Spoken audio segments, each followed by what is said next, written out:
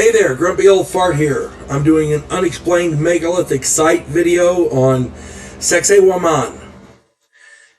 Before I get into this though, if you enjoy my content, it would really help me out if you could hit the like button, subscribe to my channel, share my content on all of your social media platforms, and post a comment or two. Remember, I welcome your comments, even if you disagree with me. And check me out over on Rumble for my political commentary and my weekly current events.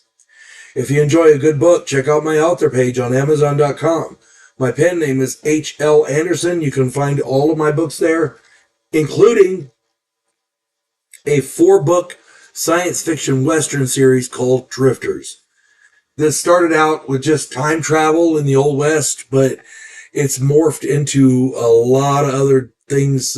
It's got everything in there. It's got time travel, vampires, international political conspiracies, monsters, magic, mythology, the paranormal. It's got everything in there. Yeah, if you enjoy a good shoot 'em up fist fighting Western, I got that too. So yeah, if you get a chance, check out Drifters. It's on my author page, H.L. Anderson. We've got a bunch of other stuff on there too. So hope you find something you like. I hope you enjoy it. All right, Sacsayhuaman. Yeah, it sounds a lot like sexy woman, but it's pronounced Sacsayhuaman. Put the accent on that last A, woman. Here we go. And you have to bear with my voice. I'm getting over that cold or whatever the fuck. Sorry. When the Spanish explorers, the conquistadors, found this edifice in the mountains above Cusco, Peru, they thought that Sacsayhuaman was a fortress of some kind. It certainly is. I can certainly, I can't read my own damn writing. I can certainly understand how they could assume that. The walls are thick and constructed so solidly that the Spaniards couldn't destroy them. It's high up in the mountains and hard to get to. When I look at it, it screams fortification. And certainly it was used to defend against those conquistadors. So yeah, I can see them, assuming that. But to date, we really don't know what it was built for. What we do know is that Sacsayhuaman is a feat of engineering surpassing anything modern man has built since then. Excuse me. Colonial buildings in the area have fallen victim to earthquakes, yet Sacsayhuaman still stands.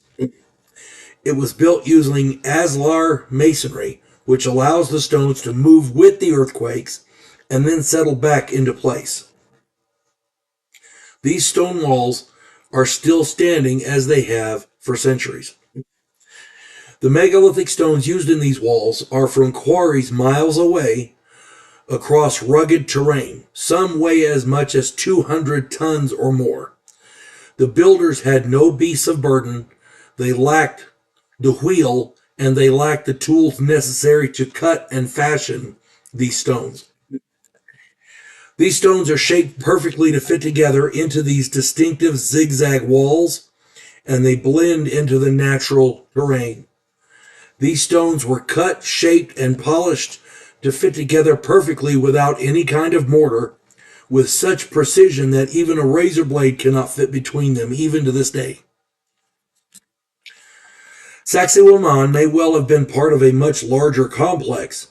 Centuries of stone scavenging from Cusco and other places have destroyed much of the surrounding constructions, yet this site remains untouched because the stones are so big it's hard to get them out of there. I don't know how they could, to be honest.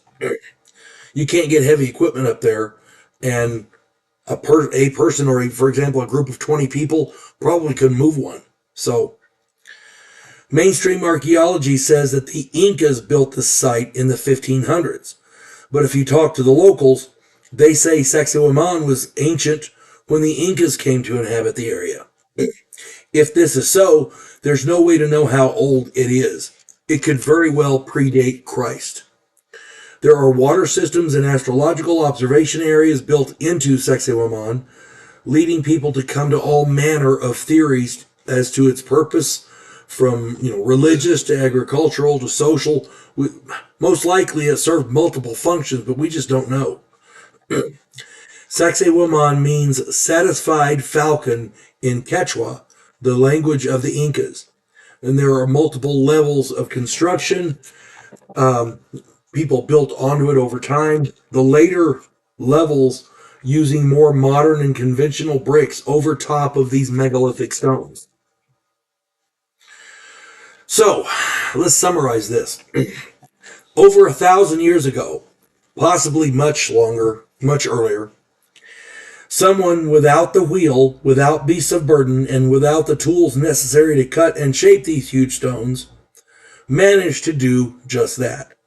They cut, shaped, and polished these huge stones, some weighing well over 200 tons, transported them for miles over some of the most inhospitable and rugged terrain on the planet through mountains, and then fit them together with such precision using advanced construction techniques with no mortar in such a way that even after all this time, you cannot fit a razor blade between them. And they made them earthquake proof. And we're still not sure who these builders were because the local people claim that Sacsayhuaman was ancient before the Incas arrived. Yeah, if that doesn't qualify as an unexplained megalithic site, I don't know what does. Because we don't know how it was built. Today we couldn't do that because you can't get... In order to move a megalithic stone weighing 200 tons, you have to use heavy equipment. You can't get heavy equipment up there.